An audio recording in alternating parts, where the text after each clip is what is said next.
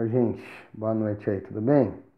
Olha só, então a matéria do simulado, Geografia segundo ano, quarto bimestre, vai cair o capítulo que já caiu na prova dissertativa, que é a Agricultura e Questão Agrária, que tem aqueles dois vídeos que já estão lá no portal, no YouTube já, né, que vocês já estudaram. E mais, vou conversar um pouco com vocês sobre políticas energéticas, que é o capítulo 17. Mas só vão cair os combustíveis não renováveis, né? E dentro dos não renováveis só vai aparecer, na verdade, petróleo, gás natural e talvez alguma coisa de carvão mineral. Mas basicamente petróleo e gás, tá? Você fala, nossa, Thiago, mas você andou com tudo isso de matéria e parou só nesses três tópicos? É que foi o que eu tinha combinado com o espanhol, como você sabe, ele está lá com o segundo B, então foi o que a gente combinou, tá? A primeira coisa, assim, lembrar que para a humanidade a questão energética é um grande problema, né? Um grande problema porque se você olha da nossa geração, né, onde nós estamos, para as próximas, você tem um problema sério, que é a questão de que cada vez mais a humanidade vai consumir mais energia, isso é inevitável, e de outro lado, mexendo aqui no Facebook, deixa eu ver se tem uma coisa interessante. Isso é uma coisa, quer dizer, o consumo de energia só vai aumentar, e de outro lado, o que acontece? A gente tem uma matriz energética muito dependente de combustíveis que acabam, que são as fontes não renováveis, né? Dentro das não renováveis, a gente vai destacar para o simulado três, tá?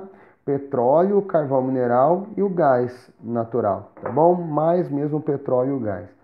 Bom, em relação ao petróleo, algumas coisas importantes, né?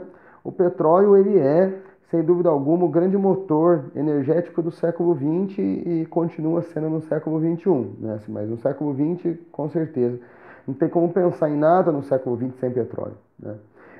É a fonte de energia mais consumida no mundo, mais ou menos uns 32, 33% de toda a energia consumida no mundo vem do petróleo, tá? Cuidado para também não confundir energia com energia elétrica, tá? Energia elétrica é um tipo de energia. Agora, pensando em energia como um todo, o petróleo é o predominante no mundo. A formação do petróleo. O petróleo é um combustível fóssil, logo formado por restos de organismos que viram fósseis, né? E se acumulam nos poros das rochas sedimentares. Lembra? Então, assim, resto de organismo fossilizou e se acumulou nos buraquinhos das rochas, por isso eu tenho combustíveis fósseis em sedimentares. No caso do petróleo, a hipótese mais trabalhada é que o petróleo se formou a partir de restos de organismos marinhos, e assim, né, eu tenho a formação do petróleo. Lembrar que, beleza, se é resto marinho, eu entendo por que tem petróleo submarino, mas não entendo por que tem petróleo no interior do continente. É só você lembrar que ao longo da história da Terra, várias mudanças aconteceram, mudança de placas, movimentação de placas tectônicas e tudo mais, o que significa que hoje áreas que são continentais foram no passado áreas cobertas por oceano. Logo, por isso você tem restos marinhos nos poros de sedimentares continentais, então você tem petróleo continental, né? O petróleo continental chamado onshore, o petróleo oceânico offshore. Você tem aí importante em relação ao petróleo mundial, a OPEP, que é a Organização dos Países Exportadores de Petróleo. Foi uma organização, um cartel, na verdade, formado na década de 60 por grandes produtores de petróleo, não todos, né, mas grandes produtores, Venezuela, Arábia Saudita, Iraque, Irã e tudo mais, que formaram, na verdade, um cartel sediado na Áustria, em Viena, e eles vão monitorando a produção de petróleo entre eles para, de certa forma, controlar o preço do petróleo. Então, quando, por exemplo, o petróleo está muito em queda, eles se reúnem lá, essa cúpulazinha de Iraque, Irã, Kuwait, Venezuela e tal, e aí eles falam, fulano produz menos, mais, menos, e eles, né, de certa maneira, conseguem controlar a oferta do produto e tentam controlar o preço, que nem sempre é muito possível. Que mais? Em relação ao gás natural.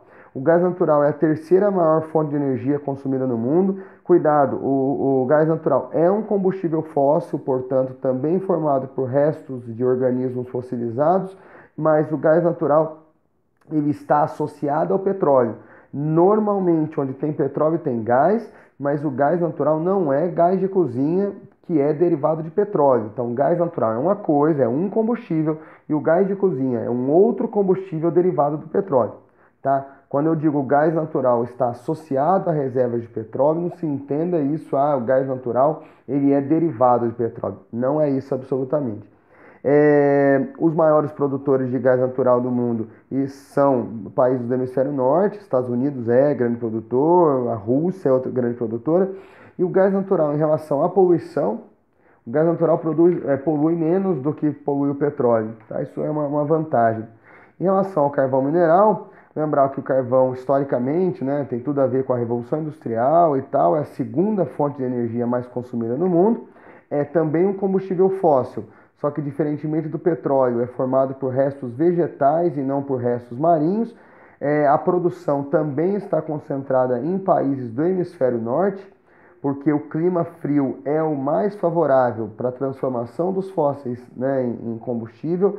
Então você tem aí no hall dos grandes produtores, você tem a China, você tem Estados Unidos e tudo mais, e é extremamente poluente. Né, extremamente poluente, não só pelos gases que produz, mas também pela fuligem que libera na atmosfera. Tá bom? Eu acho que deu para a gente ter um parâmetro legal, é só isso mesmo, fiquem tranquilos, a base da prova realmente está no capítulo 16, que é o de agricultura. Tendo dúvida, manda aí. E assim, destruam o simulado, tirem a nota que precisem, tomara que passem direto e tá tudo certo. Tá bom? Ô, gente, um abraço para vocês, bom trabalho, fui.